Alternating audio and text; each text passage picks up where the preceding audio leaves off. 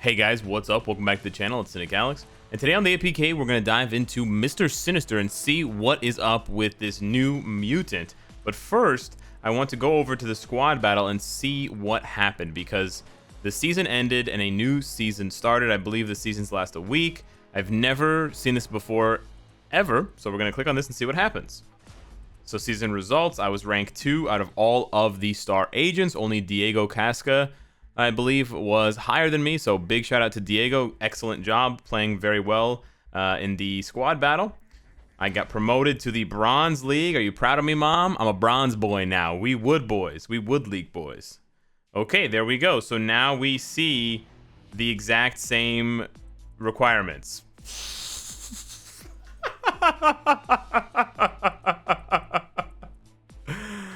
Oh, Marvel Future Fight. Marvel Future Fight. What is going on? Yeah, Diego Casca #1 again. So, I don't know what this is, but it seems like the rewards are exactly the same, and the requirements are exactly the same. So, I don't know if they are playing a joke on us, or if they have not yet finished this, but the requirements, the restrictions between, you know, minor league and bronze league should be different. If there's no difference in the rewards and there's no difference in the restrictions, why do you have 2 leagues? It's this sort of lazy, ineffective, meaningless design that really makes me question who the hell is in charge at Marvel Future Fight. Why did you guys create 2 leagues? What is the please enlighten me. What is the difference between the minor league and the bronze league if 100% of players are promoted? I guess that's the point. So I guess you never stay in the minor league. Even if you're the worst player ever, you automatically get promoted to bronze. But then what's the point of having the minor league anyways? So that players get promoted once? If you're terrible, you'll never make it out of bronze anyways. So what is the psychology behind having an extra league at the bottom? Is it to make like really garbage, really new players, garbage or new or both, to make those players feel good about themselves for 1 week? They will, if they're terrible players, they will literally never get out of bronze. I guess it must be like a mentality thing. Honestly, it must be a psychology thing. They should just get rid of minor league. It's such a waste of time. I should be in silver league right now, and we should be able to see what the new restrictions are. And I swear to God, I swear to all of the gods, okay? I swear to my dad, Bill Roseman, and the Marvel gods, the god Stan Lee, if there are no changes in the restrictions and rewards between bronze and silver, I am going to lay a biblical reckoning upon Marvel Future Fight, because this has got to stop. This like phony baloney. We're going to create a 5-league game mode, but 4 of the leagues have the exact same restrictions and the exact same rewards. So you've really only created 2 leagues. You've just lied to the players about the other leagues. So I'm getting a bit ahead of myself. I'm also getting a bit upset, obviously, because I was hoping to learn something new about squad battle, and I have learned absolutely nothing, because Marvel Future Fight is designed by some very strange individuals. So there you go. There you have it. Anyways, moving along to the actual focus of this video. I cannot believe that they actually did that. Minor league and bronze are exactly the same. Okay. So, Mister frickin' Sinister. One thing that the Marvel Future Fight devs can get correct is the actual look of characters. I gotta say, as much as I hate what I just saw in Squad Battle, this is the exact opposite. Mister Sinister is by far one of the most beautiful characters in Marvel Future Fight. He looks amazing. His cape is awesome. It moves when he does certain abilities. It's, you know, the physics here, and this is AAA quality stuff here. The graphics here far outpace pretty much any other mobile game out there, except maybe Marvel Future Revolution and like 7 Deadly Sins Grand Cross, and maybe like a couple of other games. But seriously, you've got to give it up. Those things are moving in different directions. Those things are moving independently of one another. They're on a loop, obviously, but still, it's impressive. Mr. Peacock. So, what do we got as far as his skills and his passives go? Because we haven't actually taken a deep dive into the character and what makes him tick. So, we got first skill here with an illusion being summoned. There really is a heavy emphasis on Mister Sinister for having multiple summons. He does cap out pretty early, or pretty a pretty low number, but you'll see that specific combos, well, one specific combo with Weapon Hex is pretty much a must-have if you want to maximize his damage. So get playing Danger Room and get to unlocking Weapon Hex, okay? So he summons an illusion with his first skill. It's a pretty long cooldown, to be honest. 14 seconds on a first skill. His second skill here copies the target to summon another illusion, whose stats are the same as his, and so are these. So you got 100% stats, and then it will create a basic illusion, like a basic enemy, if you can't copy the enemy. Like if you're trying to copy the Frost Beast, or you're trying to copy Surtur, obviously that's not going to work, so it'll make a basic copy. We have yet to see if his illusion copy is as robust as Mystique's third skill, Mimicry, or if it's worse, or if it's better. Then, and what's the cooldown here? 21 seconds, so really long cooldown on Helix Beam. And then his third skill is where you start to get into the sort of summon synergy. So you increase his attack by 70% for 7 seconds for each surviving summoned character. So I think what that means is when you cast the skill. I don't know if it will fluctuate up and down based on how many are alive, but I think he can have a maximum of 3 summons, which I think means that he can have a maximum of plus 210% all attack, which is absolutely disgusting, but I could be wrong. It might be a maximum of 140. I could also be wrong if, let's say, you press Genetic Shockwave when you have 2 summons, which gives him whatever, 140, and then 5 seconds later, one of them dies. For those last 2 seconds of the skill buff, are you getting the full 140, or are you dropped down to 70? So a little bit of clarification on that would be fantastic. He also heals for 7% of HP every 1 second. It's unclear for how many seconds he heals. If it's for 7 seconds, we'll have to find out when we play. And then his recovery amount is increased by 50% for each surviving summoned character. Now, it's unclear whether the recovery amount is the 7%. So does it go up from 7% to 10.5 and then 14? Is it that percentage that's going up, or is it his recovery rate as a stat? His recovery rate right now is at 109%. Recovery rate is just a multiplier that you will add on to whatever the base healing is. So let's say he had 200% recovery rate, you would have that 7% heal, and then you would multiply it by 2. So you would get to 14. You'd get to 14% there for the heal. So it's unclear which one of it does. I would guess that if maybe it's the same. Maybe the numbers are the same regardless. So anyways, maybe it doesn't matter. His fourth skill, Gene Therapy, doesn't do mind damage. So that's important here. He's a half mind damage, half energy damage character. His fourth skill here just has 5 seconds of invincibility, but it is a continuous beam skill. It is the auto AFK Shadowland, Jubilee, Cable 5th skill, Cyclops' old 5th skill, beam, walk away, grab coffee, come back skill. And then Sinister Clone has all defense down up to minus 55 like Cable for 8 seconds. And then his 4-star passive heals him. He does not revive, but when he drops to below 50%, he heals for 100% every 2 minutes and 10 seconds. So that's actually pretty good. You could technically trigger that twice in a world boss fight of 5 minutes. You could trigger that 4 times in a giant Boston boss raid, and then you could trigger it at least once in a PvP battle. I don't think he's going to be very good for PvP. And then his tier 2 passive, Mad Science, basically buffs his attack and then buffs all of his clones' stats. We've got the old Ultron, HP, duration, yada, yada, yada.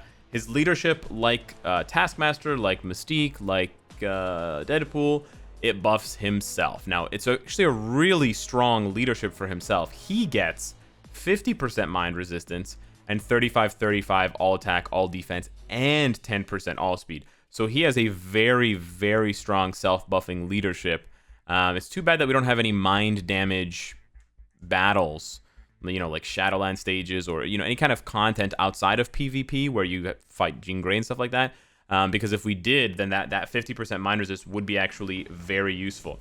Now, I just realized that in this APK, I have not built up Mister Sinister yet. So I'm going to just snap here. And when we come back, I will have him built up and ready for some gameplay. And we're back. So what I ended up doing was I rolled a Hawk's Eye ISO 8 set for him because he desperately needs cooldown because we don't have an alliance in the APK. I gave him a CTP of energy because unlike Mystique, Mr. Sinister has no self buffs that include crit rate, crit damage, any of those better buffs that will, you know, really crank out your damage. He does have the attack buff, but it's just an attack buff. It doesn't have anything else included. And then we gave him energy attack and skill cooldown and ignore defense Uru because he's only at level 60. Unlike all of the other APK characters, this one is stuck at level 60. I actually didn't play him in World Boss, and I didn't get his potential, and I may have not gotten it anyways. So we kind of just stuck with what we have, and so that's why he will seem a bit weaker than Mystique, a bit weaker than the characters that we covered here. Obviously, he's not tier 3 like Professor X, but, you know, he's just barely over 20,000 energy attack. And then here are the stats. We capped out just barely on ignore defense, a little bit more on cooldown. Pretty high crit damage, but then the crit rate is at 32%.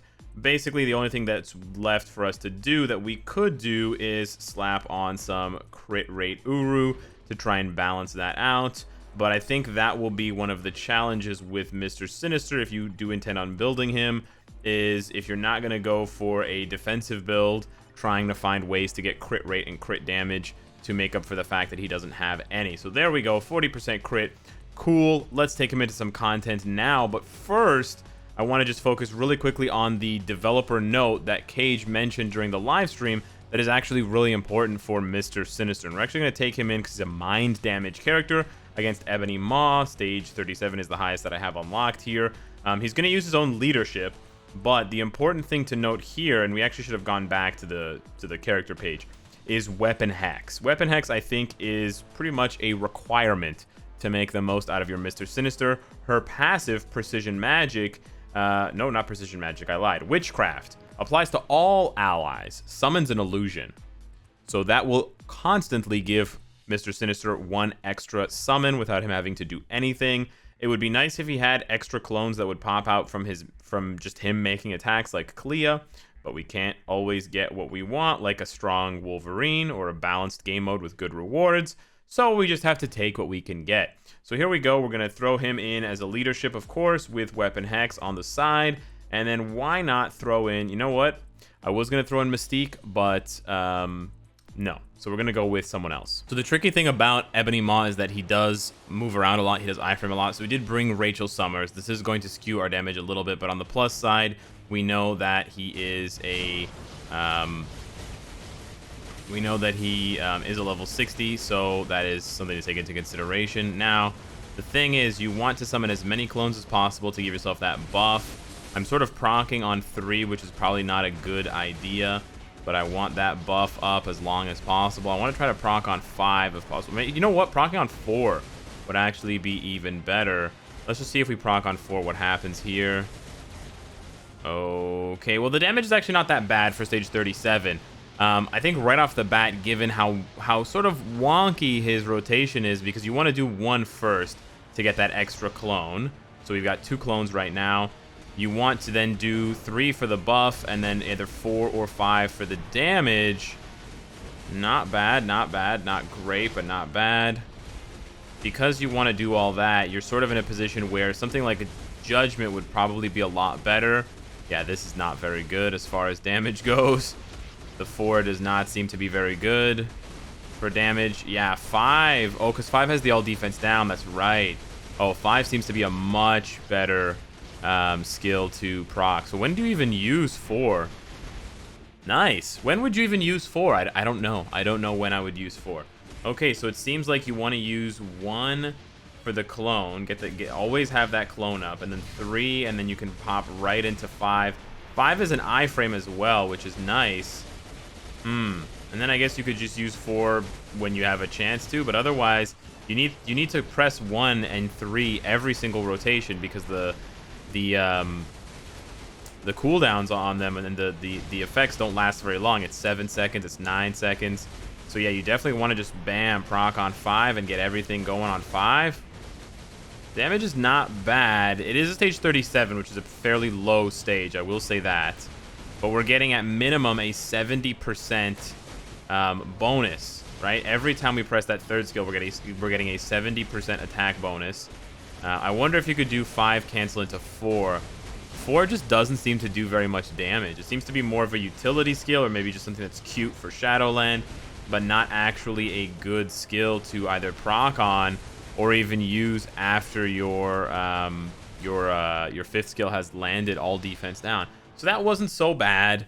He seems like he can clear stage 37 with one support. Let's see, I should say one striker. Let's see what he does here against stage 42. We're not going to bring anybody in here this time. It's interesting to have a mind damage character who doesn't have mind control. When was the last time we got one of those? Yeah. So it's interesting. Essex, Nathaniel, is a very interesting character. I love the summons. I love the fact that he has buffs that depend on how many summons he has. He's sort of like what Maximus should have been, but never was. But let's see what we get out of this here. We did not even proc, which is pretty sad. There is the energy CTP proc for the chain hit damage as well.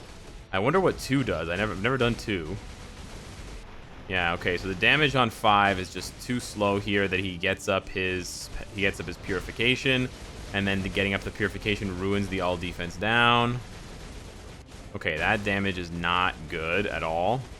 Maybe we need to be tighter with the rotation going into 3 and then into 5. Just okay, there we go. Doesn't seem to be enough damage there to really do much. We have jumped up to a stage 40, but at the same time, it's only a stage 40. Well, we aren't using any strikers. Wow, but that heal. Maybe he is better for PvP. That heal, though. He healed for like 20k? Did I see? No, 2,000. I thought it was 20,000. It seemed like a lot. When am I going to use 3 and 4? I really don't. You really want to use 1. You really want to use 2. But when am I going to, or sorry, 1 and 3. When am I going to use 2 and 4? Oh, well, 2 also gives me a clone. Oh, whoops. Maybe I've been doing this wrong. Oh, I've been missing 1 clone every single time. Okay, so this is why it pays to watch the APK videos, and this is why it pays for me to actually play the APK before the actual live server. So we're going to start off with 5, and we're going to try and proc, and then we're going to pop all of our other skills. So we're going to pop 1 for the clone, 2 for the clone, 3 for the buff, and then I missed my proc. Awesome. Okay, so it's a little bit behind there. 2 has a massive cooldown, which is not cool, bro. 1, 3, 5. So this is a really tight rotation. Really begs the question of whether you can use anything else besides like a rage or a judgment. We've got multiple clones. We pop that, and then we want to hit that. Okay, wow, that damage is not good. That damage is not good. Nah, we procced on 3. Man, yeah, I think he'd be way better with a judgment, but it seems like he's probably only going to be good against Ebony. There, I couldn't cancel into 5. He doesn't have a lot of hits on his 5th skill. I think that's part of the problem as well.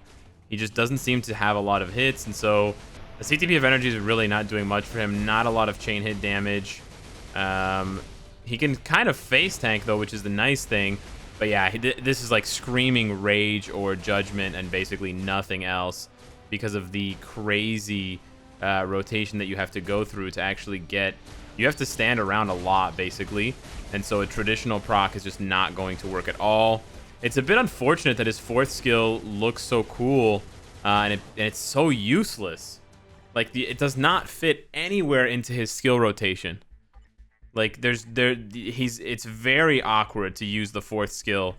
I get, maybe if the 5th skill applied the all defense down right away, you could tap that and then go into 4, and then you could use the chain hit damage. But 4 has a very low attack speed. There's not very many hits per second. It's not like Cable. It's very, very slow. So you can see the numbers going up slowly, and that indicates that it's slow. It's like a slow beam skill. His attack speed is 115%, but then he does get 10% from his leadership. So I'm almost capped on attack speed. So yeah, a bit of a shame. Awkward, quirky gameplay. I'd say very quirky. Probably the most unique character. Him and Professor X are probably the most unique characters from this update. Very interesting combo with Weapon Hex.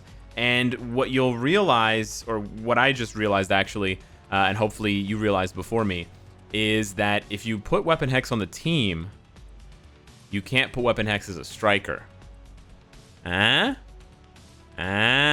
So using Weapon Hex on the team and being able to clear high stages with Mister Sinister may be more impressive because you're not able to take advantage of that minus 100% all defense.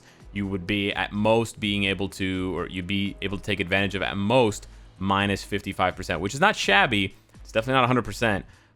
But that is a very interesting way of getting us to not use the weapon hex combo. Now, if only there was a game mode that gave us extra rewards for specifically using Mister Sinister.